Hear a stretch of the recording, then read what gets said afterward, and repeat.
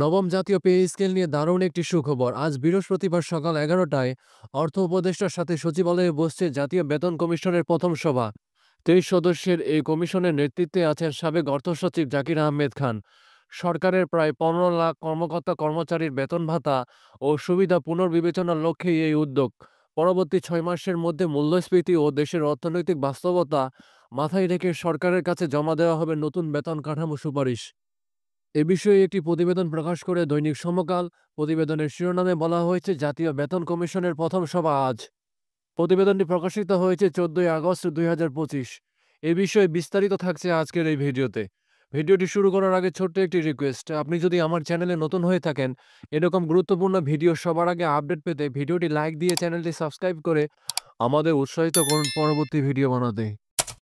জাতীয় বেতন কমিশনের প্রথম সভা আজ বৃহস্পতিবার সকাল ১১টায় সচিবালয়ের পুরাতন ১ নম্বর ভবনের সাবেক মন্ত্রিপরিষদ কক্ষে অনুষ্ঠিত হবে। এতে সভাপতিত্ব করবেন কমিশনের সভাপতি সাবেক অর্থসচিব জাকির আহমেদ খান।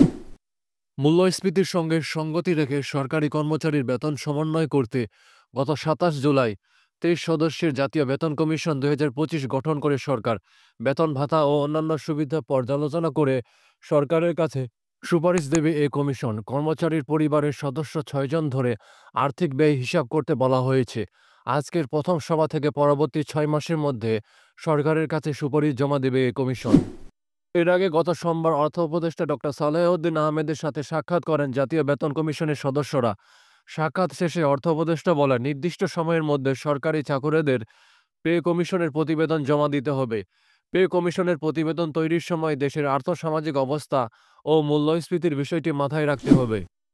জানা যায়, এ কমিশন সরকারি, আধা সরকারি, স্বায়ত্তশাসিত রাষ্ট্রায়ত্ত ব্যাংক ও আর্থিক প্রতিষ্ঠান, সরকারি মঞ্জুরিপ্রাপ্ত বিশ্ববিদ্যালয় ও রাষ্ট্রায়ত্ত শিল্প প্রতিষ্ঠানগুলোর কর্মকর্তা কর্মচারীদের বেতন ভাতা ও অন্যান্য সুবিধা পর্যালোচনা করে সরকারের কাছে সুপারিশ দেবে।